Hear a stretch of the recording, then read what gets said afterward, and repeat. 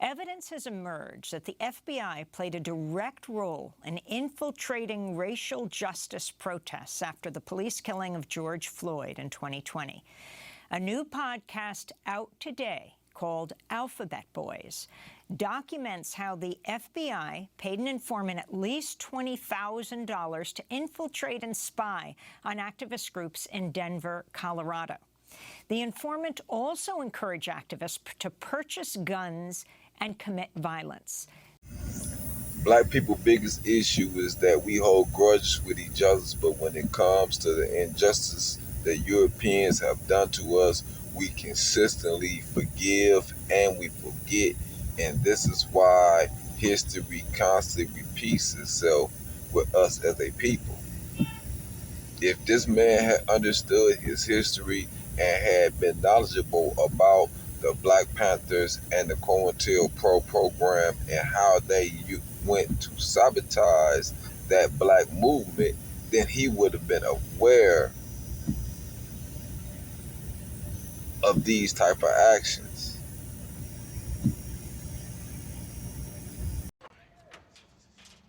Here. C4.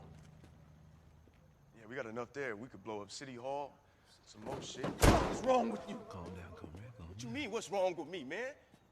Y'all fucking crazy? We not gonna win this war. So we gotta do something big and we gotta do it now. You got your mom? Man, complete satisfaction. Ain't that what the fuck you told me? Kill them all, complete satisfaction. I didn't mean it like that. Oh, I call you comrade because we at war. You don't want to game me the game, man. No Jimmy Palmer. All right, you remember Lil Bobby? Huh? Franco Diggs, Thomas Lewis, Bunchy Carter, Jake Winters. All you looking to do is add more names to that list. You bomb City Hall, they're gonna bomb us.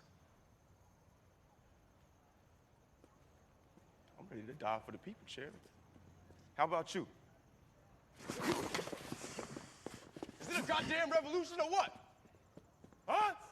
We can get this shit what the fuck are we doing it? What are we doing this shit for? Get this shit the fuck out of here, you fucking idiot! Get the fuck on, man. Well then fuck it then, I'm out. This whole shit gonna crumble. Motherfucker. Fuck you,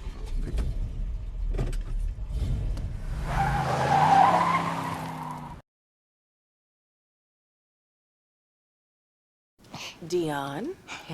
By the FBI was very efficient, very simple, really. I'd stolen a car and went joyriding over the state limit, and they had a potential case against me, and I was looking for an opportunity to work it off. And a couple of months later, that opportunity came when FBI agent Roy Mitchell asked me to go down to the local office of the Black Panther Party and try to gain membership. We tried to develop negative information to discredit him, just like we did everybody else. We, meaning the FBI, I tried to come up with signs of him doing drugs or something, and never could. He was clean. He was dedicated. I've had private conversations with him. We got along pretty well. So let's be clear, the evidence that the FBI was getting from their informant about Fred Hampton is that he was legit.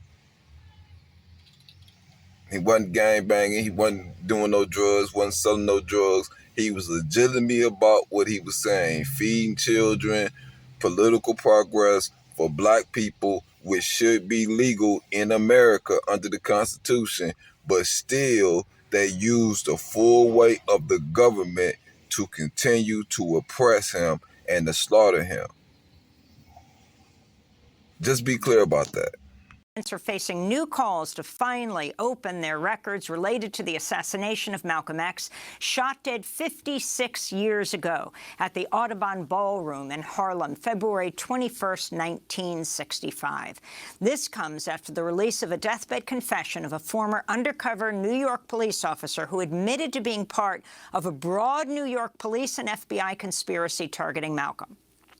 In the confession, the former officer Raymond Wood, who died last year, admitted he entrapped 2 members of Malcolm's security team in another crime, a plot to blow up the Statue of Liberty, just days before the assassination. On Saturday, Ray Wood's cousin Reggie Wood read the letter at a news conference at the Shabazz Center in Harlem. It was my assignment to draw the 2 men into a felonious federal crime so that they could be arrested by the FBI and kept away from managing Malcolm X's Audubon ballroom door security on February 21st, 1965. In his letter, Raymond Wood also revealed he was inside the Audubon ballroom at the time of Malcolm's assassination. At least one other undercover New York police officer, Gene Roberts, was also inside after infiltrating the security team of the Organization of Afro-American Unity, the group Malcolm founded after leaving the Nation of Islam. Both officers, Wood and Roberts, were part of the Bureau of Special Services and Investigations, or BOSSI, a secretive political intelligence unit of the NYPD nicknamed the Red Squad. Following Malcolm's assassination, police arrested 3 members of the Nation of Islam for his murder, but questions about the guilt of the men have lingered for decades. In his letter, Raymond Wood openly says one of the men, Thomas Johnson, was innocent and was arrested to, quote, protect my cover and the secrets of the FBI and the NYPD, unquote. Ray Wood's letter echoes claims in recent books by Manning Marable and Les Payne that some of Malcolm's what you have discovered since reporting? Well, I think it's important to remember that before the summer of 20, the FBI had previously designated Black political activists as so-called Black identity extremists, a subgroup of domestic terrorism that the FBI considered anti-government extremists. So going into the summer of 2020, the FBI was predisposed to potentially see First Amendment protected activities as a result of the racial justice movement as being potentially dangerous or even national security threats. And for the last couple of years, although there have been rumors about agent provocateurs and infiltrators in the racial justice movement, we've not had any concrete information on what happened. And what these recordings show is the first behind the scenes look at what the FBI was doing during the summer of 2020. And what they were doing in Denver was that they paid a violent felon tens of thousands of dollars to infiltrate the racial justice movement and become a leader. And then once he was in a leadership position, he encouraged people to commit violence. A number of the demonstrations that turned violent have his fingerprints all over them.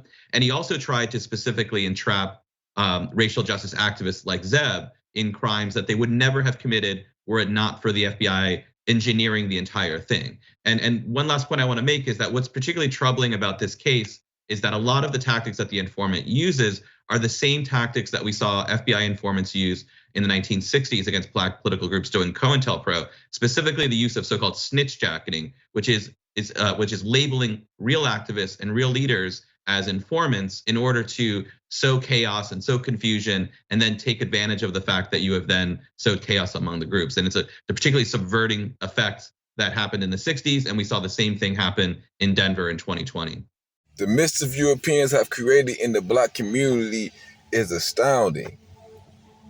Understand this. We had a Black Lives Matter movement. The police sent a white guy with guns to that community to invoke violence in order to criminalize your political protest, just political protest against the wrongful murder of an American citizen. But this is something that America does repeatedly when it comes to dealing with Black America, is that it weaponizes the justice system against us. This is something that we have to become cognitive of as a people. We have to understand the tricks and tactics that they use. This is why my podcast is Unapologetically Black, and why white people need to understand that you have the privilege of listening in and watching, but any comments that you make that devalues the life of a Black person or justifies the murder of a Black person will get you blocked, because this page is not about how many views I can get, but about a collective of black people finding and connecting with a collective of black people who want to be empowered by our unity and do something about our condition. But in order to do something about our condition, we have to be aware of our condition, how we got in our condition, and the tactics that was used against us.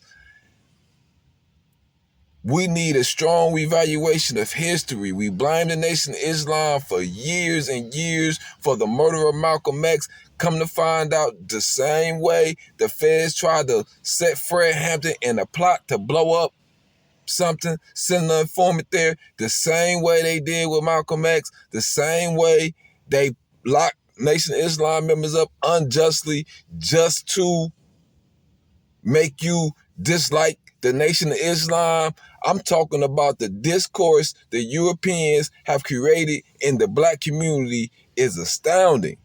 And it's ridiculous how forgiving black people is of Europeans.